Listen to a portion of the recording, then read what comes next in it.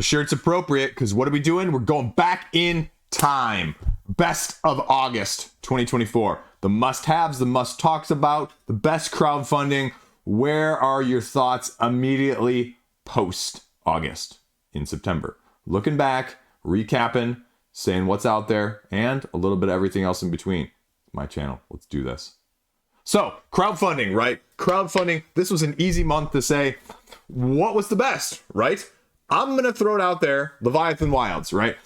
I'm not just saying that. I'm saying it was a great, outstanding crowdfunding campaign.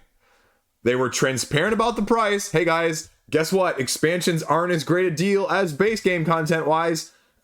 I'm still boggled that people are, wondering about that. Oh, I don't really. That's why everyone puts expansions on their games to begin with when they come out. Profit margin this big on expansions. This big on core boxes. And getting almost $800,000 for Mooncrab Games when this was a, the first time around, it's freaking insane. That's fantastic. That's Madara Spear and Island-esque, right? In terms of first to next crowdfunding campaign. Would I like more? Yeah, absolutely. Absolutely. Spoilers right here. Top game of the month that I played. Easily, hands down, gonna be a top 10 game for me of the year without question. Without question whatsoever. Fully transparent about the games that I love on this channel.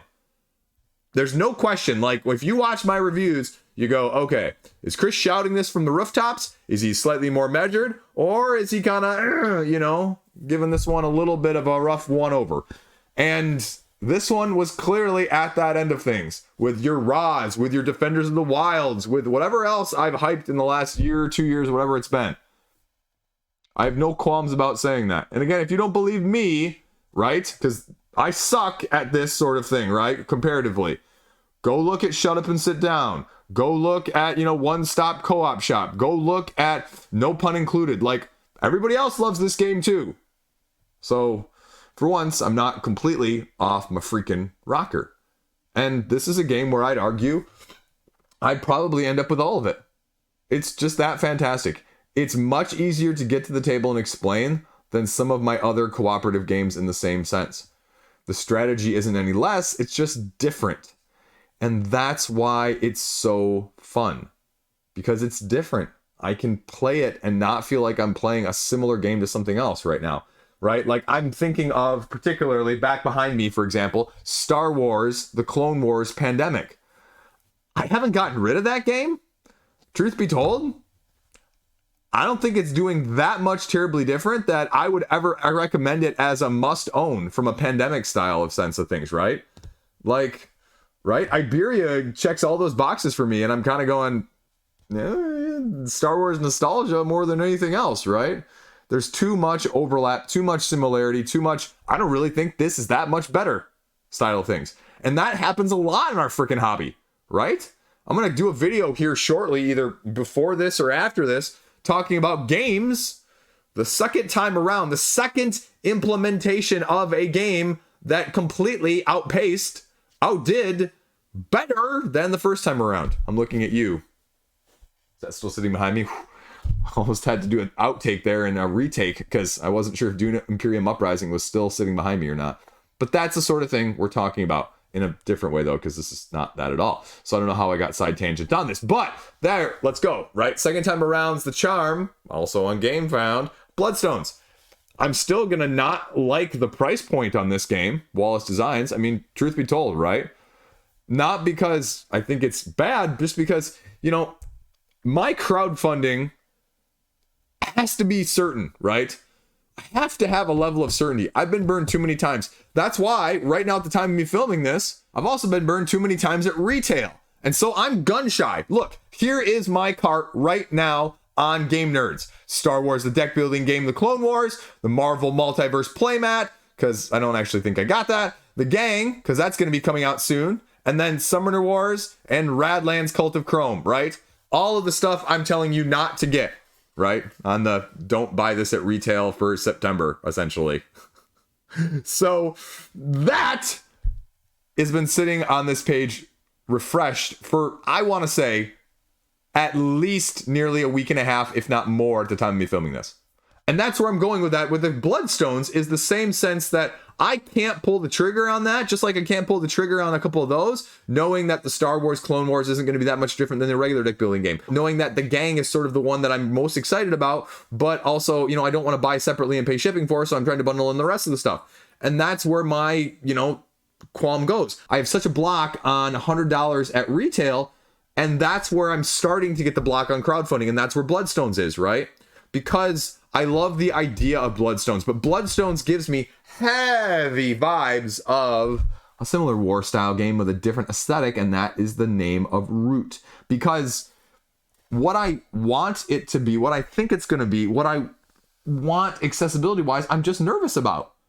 Again, I'm not going to argue that I don't think it's a good game, but I'm going to go, okay, is this going to work for me with the asymmetry and the repeated play and the can I get it to the table factor? And people are saying it's better at the higher player counts. And do I have the player count dynamics to be able to get it played? And how many more of these triple digit price point games do I want to sit on the shelf and collect dust or sell because I'm not getting them played, because I'm not here to collect things. I'm not here to, be a collector reviewer or, a storer of these things collecting dust. I want them played or GTFO. And that is my dilemma with this. 2 new expansions. Being completely clear and transparent here, I've got the Bloodstones Board Game Geek page subscribed so I can see when new sales pop up there for people selling it. And I haven't been able to pull the trigger. And interestingly enough, it really hasn't shown up significantly discounted on the secondary market. Actually, most people are trying to jack up the price. So I'm going to be patient and I'm going to, watch more gameplay. And this is a game where I think I'd love somebody to bring it over so I could try it out, because it gives me heavily vibes of Return to Dark Tower in that same sense of Root, in a different comparison thereof. I am very happy to play Return to Dark Tower if somebody brings it over. I have no inner drive to buy it or acquire it, but I am completely happy and wonderfully happy to play it if someone brought it over to my house.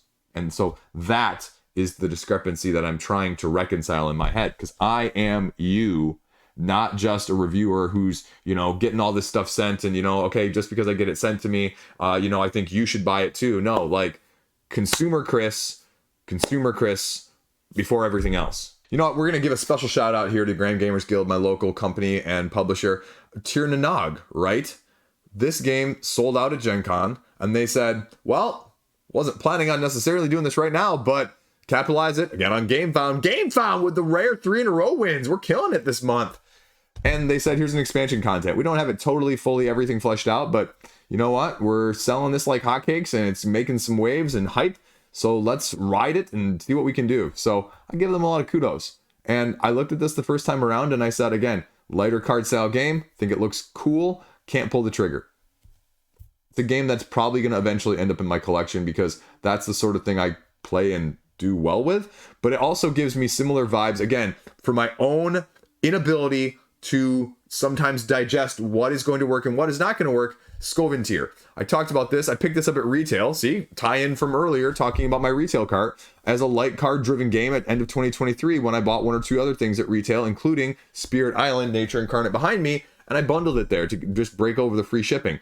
And it's a nice kind of card cooperative game, but truth be told, I can't even think of where it is in my collection right now. I think it's actually in one of the closets in the hall over there on the other side of this wall, because I just haven't had a huge desire to play it again. And that'd be my fear with this one more than anything else. Not that it's not solid, not that I wouldn't like it, but it's just lost in the shuffle.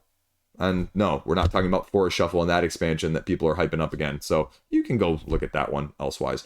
4th campaign, boom shakalaka, Dungeon Twister. I'm giving kudos to Dungeon Twister. I didn't know hide nor hair about this game whatsoever. Rare game found, 4 for 4. And that's the thing, right? Like, I think the idea of this looks great. I hate the concept and how they bundled it together, because I don't want to buy an expansion where you're telling me this is a fantastic 4-player game. Take that style of Wiz Wars. And Wiz Wars, even the, edition that you can't buy anymore with the 8th one, you can buy that for $60 to $70 or $50 if you're lucky, depending on who's selling it and when they're selling it.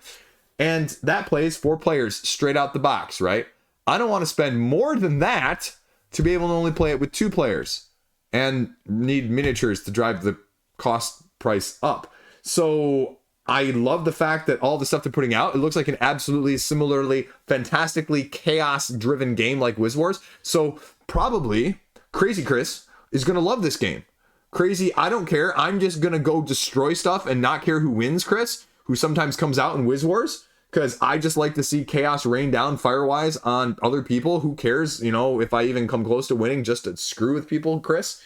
That is what Dungeon Twister gives to me, but I don't really want to pay, you know, again, triple digits to be able to play it with 4 people. I mean, again, I guess if it doesn't play as well with 4 as it does with 2, then I guess I probably do want to. I haven't seen Mass Opinion. I haven't looked at Mass Opinion, but again, triple digit price point on crowdfunding to find that out. And I'm not willing to do that. I'll wait for reviews. I'll miss out on FOMO. I'll buy secondary market pledges to make sure that it's that good for me. Not that it's not good, but that good for me.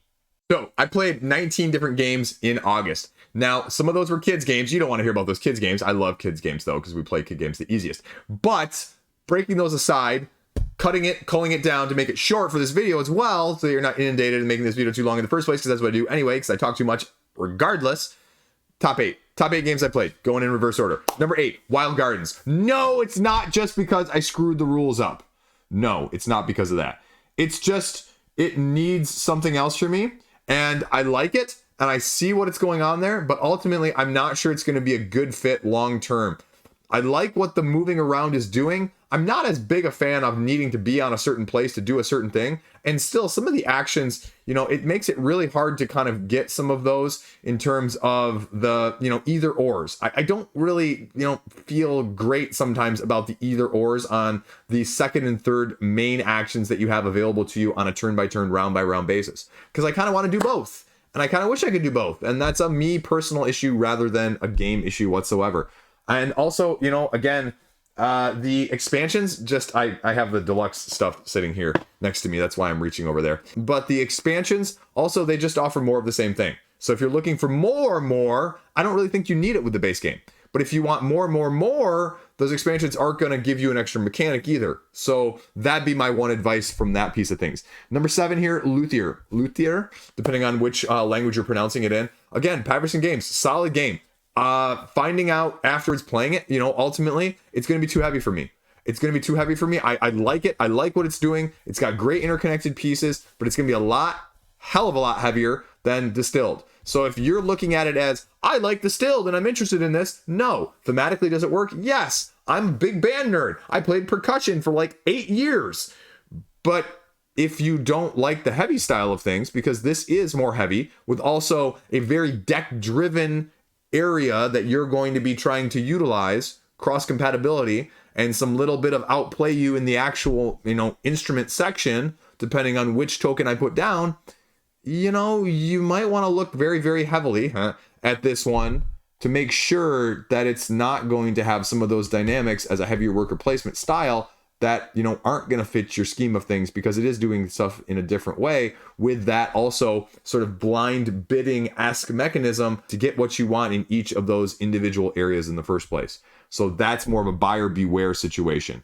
Natera, number 6. I got it sitting right next to me. New beginnings, lighter style worker placement with a little bit of area control with some dynamics of, you know, the worker placement spots as a whole. Again, minor criticisms or minor things that I would just like to see. I kind of wish that you could see some of the worker placement spots and mitigate that a little bit. But the clever engine build combo system that they've got going on there is really kind of nice, and it's really unique, and it works, and there's not too many resources. I didn't like Maple Valley because there were just too many worker placement spots and too many resources that it just felt like it was just too much.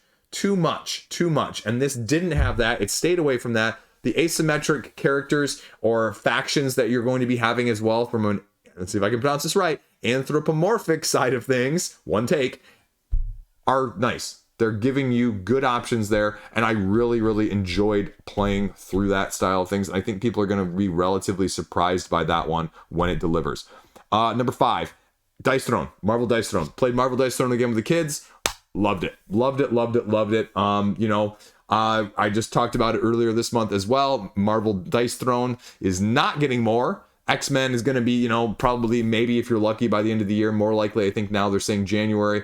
I don't care. You know, screw you to all the, you know, people that are complaining about, oh no, they changed the Deadpool miniature and it's going to delay things. Oh, they delayed things. Yeah. Screw you. No one cares. You know what? Get your game, play your other stuff in the meantime, deal with it. But Dice Thrones just announced that they're doing their own unique stuff again, sometime in the very, very near future on crowdfunding. So the next season is going on while that's still being delivered. Again, I don't really care.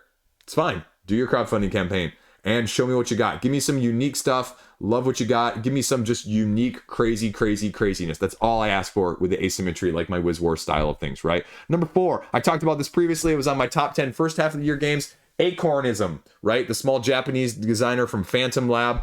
And you just put domino style tiles. Again, I'll say it's a great little abstract game as you're flipping over these tiles, trying to maneuver around, trying to get them on all 4 sides to match both the animal that has a number on it and the number of acorns around it. Because if it doesn't match or can't exceed it, it just, you know, you have to have the right number or else. And doesn't really, you know, enthrall me or thrill me as a 3 or 4 player, but as a 2-player game, absolutely really like it. Number 3, this top 3 was heavy. You already know what number 1 is, but 3. This is more like 1A, 1B, and 1C, to be frank with you. So 1C, Harmonies. I love it. I will be having a review out shortly before or after this video. I love it. I freaking think it's awesome. I think it belongs in a lot of people's collections. A lot of people are going to compare it to, you know, Cascadia. I think it fills a different niche. I think it's Cascadia meets Azul, and it works. Are people going to like it? No, it's going to be too random. All the cards aren't balanced. I can't do the spatial awareness thing. It's too difficult. Like, you know what? That's fine. It's freaking good. It's not going anywhere. It's going to be probably in my top 10 games of the year as well. Ooh, 3rd best game of the month, Chris, is going to be in your top 10 games? Ooh. Number 2, keep the heroes freaking out with the boss battles right behind me, right? Again, going to be in my top 10 of the year. Freaking boss battles are sweet. I love the bosses that are added, the asymmetry, the reverse sort of, you know, defense tower building-esque vibe with a deck building scheme of things going on. Lewis has done a great job with this game. The expansion shines and just offers more. I worry sometimes because if you're only drawing 1 card per round in the first round, it goes kind of slow. It can overstay its welcome a little bit with some of the upkeep as well from that aspect of things. But the fun character asymmetry, if you're not bogged down by analysis paralysis, is freaking great. So that'd be my only buyer beware situation as well for a cooperative game that you may have never even heard of, like I said in my review. And then number 1, I already talked about it, Leviathan Wilds, right? It's Shadows of Colossus, the board game. It's freaking sweet. The climbing, the combos are the only things that I'm still a little bit uncertain of. If, you know, I just feel like I always pull the wrong combo of like faction and like character abilities and you smash them together and like, you know, it doesn't scale nearly as well. I would make the argument too, sometimes at 2 players in terms of the dynamics on the board, because, you know, sometimes you just don't really have as much control because you have to go all the way from over here to all the way over here. And if you have 4 people, well, yeah, I mean, it's going to go faster round by round, but you're going to have people in all the areas to be able to deal with that. And there's not as much, you know, shifting with the player count dynamic that way. But overall, an absolutely fantastic, outstanding game. So there you go. Quick summary of the top games I played this month as well with the crowdfunding campaigns and why. Have a great freaking day. Let me know what you hit up this month, this past month, and where things are at, because September is rocking out too. I played a bunch of new games, and maybe I'll just talk about them in a combined video of showing you what everyone sent me. Although, spoilers, I can't talk about at least 2 of them yet. Big embargoes there. Not the Stonemeyer embargo of apiary expansion. I wasn't on that list. I'm not on that list for a lot of things. That's okay. Maybe I'll get it eventually. I think I still have that game. Yeah, I do. I have apiary still. Let's see what an expansion can do for it. I'm done. Ramble over. Peace out. Stay classy. Thanks for watching. Patreon? Question mark? Coffee soon. You know where it hit me up.